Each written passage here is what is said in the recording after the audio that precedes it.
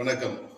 என் அன்பு நெஞ்சங்களே, அனைவருக்கும் எனது காலை வணக்கத்தை தெரிவித்துக் கொண்டு, அண்ணா விஜய் அண்ணா ஈரோட்டில் பேசின பேச்சு வலைதளங்களில் உலக லெவலில் ட்ரெண்டிங்கில் போயிட்டு இருக்கு. அது ஃபேஸ்புக்காக இருந்தாலும் சரி, யூடியூப்பாக இருந்தாலும் சரி, இல்லை இன்ஸ்டாகிராமாக இருந்தாலும் சரி, அனைத்து வலைதளங்களிலையும் ட்ரெண்டிங்கில் ஃபஸ்ட்டில் போயிட்டு இருக்குது, ஃபஸ்ட் ரேங்கில் போயிட்டு இருக்குது.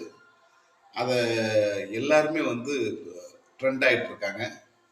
எக்ஸ் ஸ்தலைகளிலும் எல்லா இடத்துலையும் அவர் பேசின அந்த ஒவ்வொரு வார்த்தைகளும்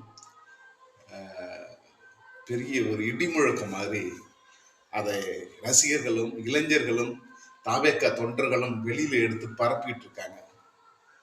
அது பார்க்கும்போது மிக்க மகிழ்ச்சியா இருக்குது. அதுல அவருகிட்டையும் இந்த 41 பேர் இறந்தது அவர் எவ்வளவு தூரம் மனசுல அதை உட்கொண்டு எவ்வளவு தூரம் அவர் அந்த துன்பத்தை உணர்ந்து நமக்கு அரசியல்ல வந்துட்டோங்கிறதால இப்படி டார்கெட் பண்ணி நம்மளை அடிக்கிறாங்களே. அப்ப நமக்கு முன்னாடி யாரெல்லாம் வந்தாங்களோ சினிமா ஃபீல்ட்ல இருந்து எல்லாரையும் இப்படித்தானே டார்கெட் பண்ணாங்க, அதே டார்கெட்டை நம்மள பண்ணிட்டாங்களே அப்படின்ற ஒரு ஆதங்கம் அவருக்கு எப்படி மனசுல 16 நாள் வெளியில கிளம்பாம இருந்தாரோ அந்த மாதிரி அந்த இளைஞர்கள், அந்த டிவிக்கு இளைஞர்கள் தொண்டர்கள், விஜய் அண்ணாவோட ரசிகர்கள், ஏன் என்னையும் சேர்த்து அந்த ஆதங்கம் அவ்வளவு தூரம் ஆட்கொண்டிருந்தது. இப்படிலாம் ஒரு இது பண்ணி விளம்பரப்படுத்தி ஒருத்தவரை டவுன் பண்ண முடியுமா? இப்படிலாம் பிளான் பண்ணி பண்ணுவாங்களா? இதுதான் அரசியலா?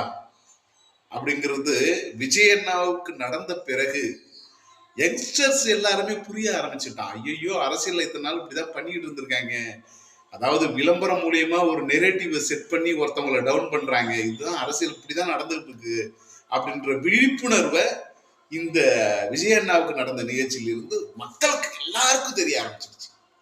அப்ப மக்கள் ரொம்ப விழிப்போடு இருக்காங்க. இப்போ அவங்களுக்கு எது உண்மை எது பொய்ன்னு நல்லா தெரிய ஆரம்பிச்சிச்சு. விளம்பரத்தை கூட எது உண்மையான விளம்பரம் எது பொய்யான விளம்பரம் இந்த அளவுக்கு யோசிக்க ஆரம்பிச்சிட்டாங்க. அதுல அண்ணன் கொடுத்தாரு பாருங்க ஒரு பாயிண்ட் அந்த மீட்டிங்ல. அத உண்மையிலே புரட்சி தலைவர் எம்ஜிஆரும் அந்த வார்த்தையை சொன்னாரு, புரட்சி தலைவி ஜெயலலிதாவும் அந்த வார்த்தையை சொன்னாங்க.